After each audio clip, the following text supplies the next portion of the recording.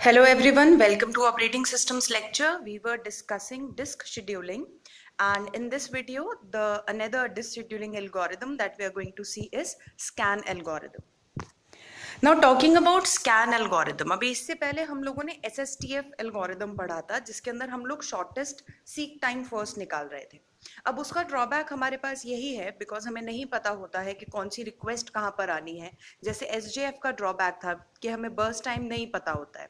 Similarly इसी तरीके से SSTF में भी हमको नहीं मालूम है, हमें डिफरेंस डिस्टेंस का कैलकुलेट करना पड़ता है, तो वो हमारे लिए एक प्रॉब्लमैटिक सिचुएशन है और कई बार उसके अंदर स्टारवेशन भी हो जाता है. So we went to next sort of disk scheduling algorithm that is scan. अब स्कैन एल्गोरिदम में जो एक पॉइंट आप लोगों को ध्यान रखना है दैट इज कि यहाँ पर डायरेक्शन सबसे इंपॉर्टेंट है. The direction is the most important की. और हम लोग स्कैन एल्गोरिदम को एक एलिवेटर एल्गोरिदम भी कहते हैं. इसका सेकंड नेम होता है एलिवेटर्स एल्गोरिदम. अब एलिवेटर होता है हमारे पास एक लिफ्ट, राइट जिस तरीके से हम लोग लिफ्ट के थ्रू फ्लोर्स को ट्रैवर्स करते हैं उसी तरीके से आप समझ सकते हैं कि स्कैन एल्गोरिदम में हम लोग क्या करते हैं, डिस्क के ब्लॉक्स को ट्रैवर्स करते हैं. तो लिफ्ट हमेशा एक डायरेक्शन में पहले मूव करती है, राइट. अगर वो अपवर्ड्स डायरेक्शन में जा रही है तो सबसे पहले वो अपवर्ड डायरेक्शंस में ही मूव करेगी और जितने भी ऊपर वाले फ्लोर्स हैं पहले उनको क्या करेगी, विजिट करेगी एक तरीके से, और फिर वो अपना डायरेक्शन रिवर्स करके डाउनवर्ड्स मूवमेंट करेगी. तो एक बार में एक डायरेक्शन फॉलो होता है फिर डायरेक्शन को रिवर्स किया जाता है. तो उसी तरीके से हम लोगों ने अपने डिस्क को स्कैन करना शुरू करा, तो उसका नाम एक तरीके से स्कैन एल्गोरिदम या फिर एलिवेटर्स एल्गोरिदम है. अब उसको एक एग्जांपल से समझते हैं. सेम क्वेश्चन है, 98 से लेकर 67 हम लोगों को गिवन है हमारे ब्लॉक्स जो कि क्यूज के अंदर हैं, क्यू के अंदर स्टोर करे हुए हैं. और जो हमारा डेटा जो है रीड राइट हेड जो है वो भी 53 पर है करंटली.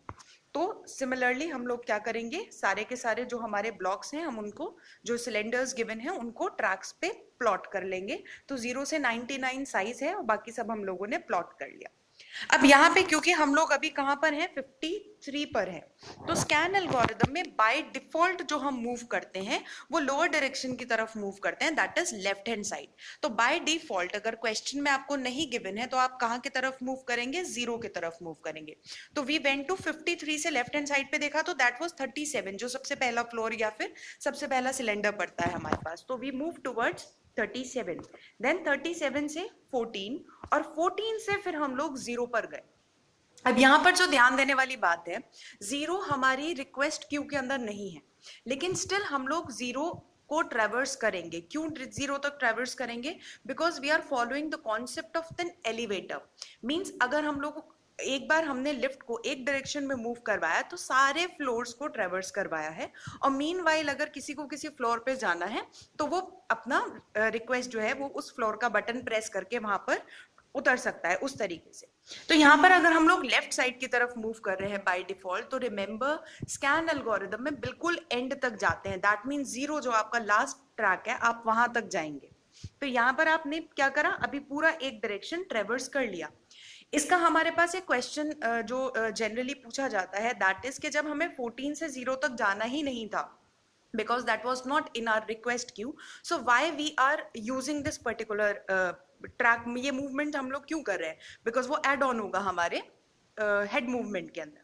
तो उसका जो आंसर होता है दैट इज, कई बार ऐसा होता है कि रन टाइम पे डायनामिकली हम लोग किसी आईओ की रिक्वेस्ट हमारे पास आ जाती है, राइट. कुछ रिक्वेस्ट होती है हमारे पास जो स्टैटिकली होती है, मींस हमें स्टार्टिंग में पता होता है कि हमें इन ब्लॉक्स को ट्रैवर्स करना पड़ेगा, उसकी रिक्वेस्ट आएगी.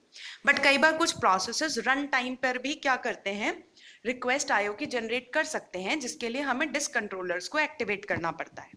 तो यहाँ पर when the movement is towards the left hand side, तो अगर रन टाइम पे कोई और रिक्वेस्ट भी आती है इस पर्टिकुलर डायरेक्शन के लिए तो वो सेटिस्फाई करा जा सके, इसलिए हम लोग एक्सट्रीम एंड 0 तक ट्रेवर्स करते हैं.